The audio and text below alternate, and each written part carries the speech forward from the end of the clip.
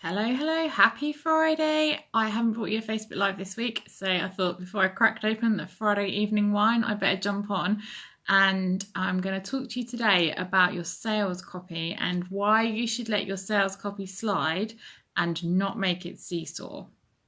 But before I get started, first I need to check that seesaw means the same thing to everyone no matter where you're from. So I think in the States I've seen it called a teeter-totter, but that tends to be like a smaller, we had a little Tykes one that was a blue whale, and you could sit a toddler on each end and it would rock back and forth. But in our parks, so like our recreational playgrounds, we have swings and we have a roundabout and we have a seesaw, which is like a long plank or long metal pole balanced in the middle with a seat either end. So that's what I mean by seesaw.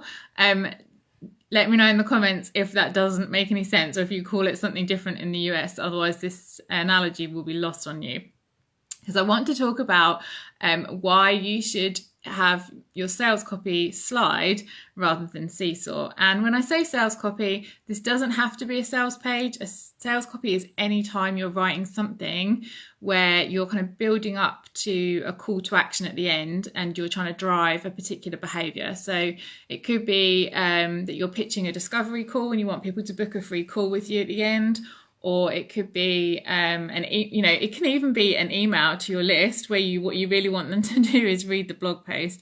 But it's anything where you are writing to persuade the reader to take some kind of action at the end. That is kind of sales or persuasive copy.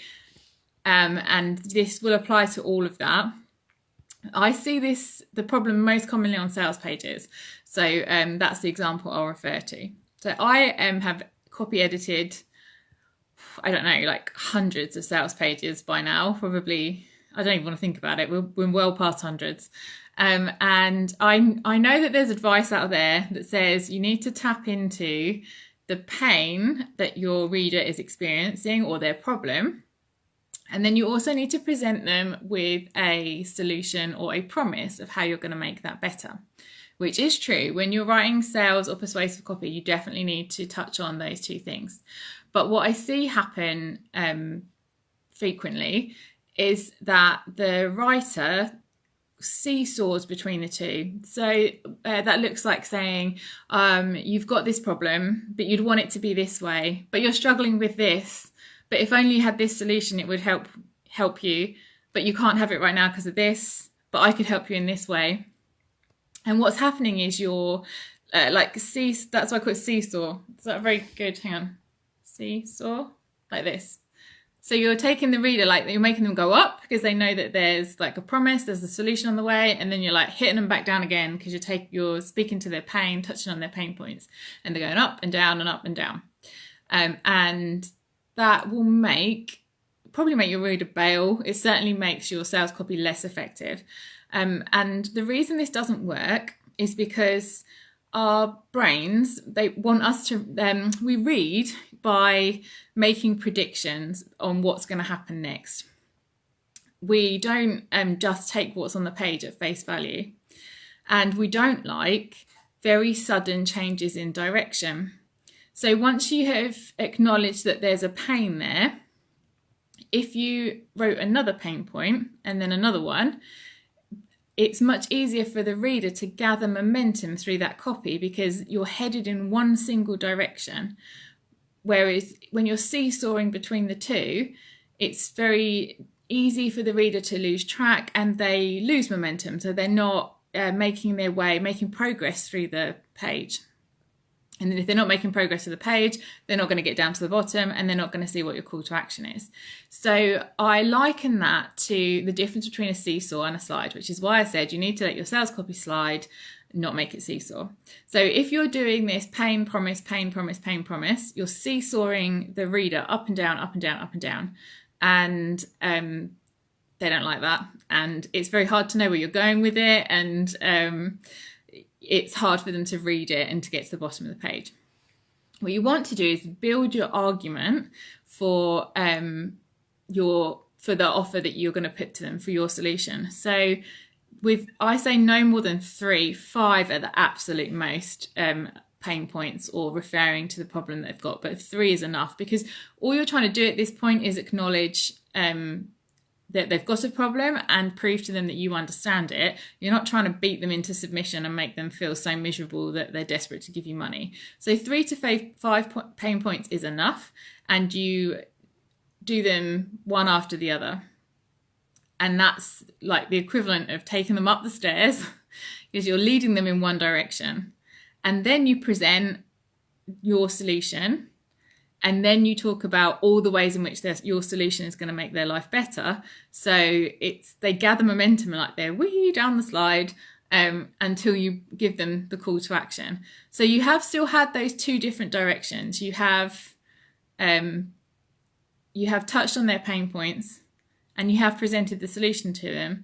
But instead of seesawing between the 2, you move in one direction, and then you have one change in direction where you announce what the solution is, and then you talk about how the solution can help them, and that's a change in direction that gathers momentum towards your call to action page, a call to action button, or whatever you want to tell them to do at the end.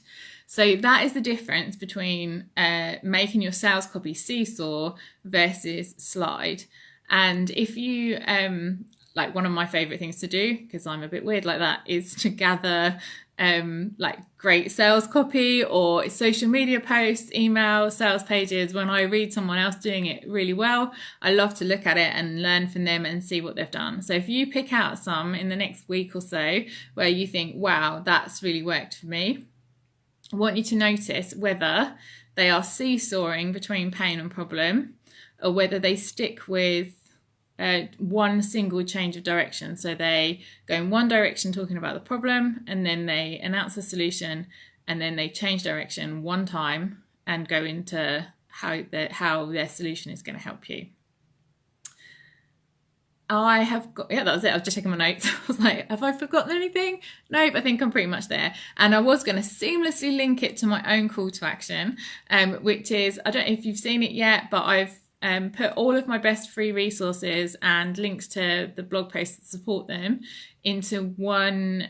It's called a course because it's on Thinkific, but it's, I don't know, like a bundle. It's a bundle of resources called the Online Content First Aid Kit, and it covers off the 5 biggest problems that I see business builders have with their copywriting, and that is what they should put on their website, what they should put on their business blog, what they should be sending their email list, how they should launch, like what content should they be putting out when they launch, and how to develop a writing style that, like, how to develop writing with confidence and style for your own like unique tone of voice.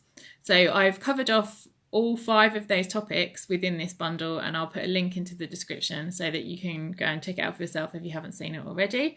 And I will be back next week with another video. Not sure what it's going to be about yet, but I'm sure something will inspire me over the weekend. And thanks so much for watching. And don't forget, if you've got any kind of copywriting SOS emergencies or anything that you need help with your online content, then just post in the group, tag me in, and I'll be along to help you out shortly. Thanks so much for watching. Have a great weekend. Bye.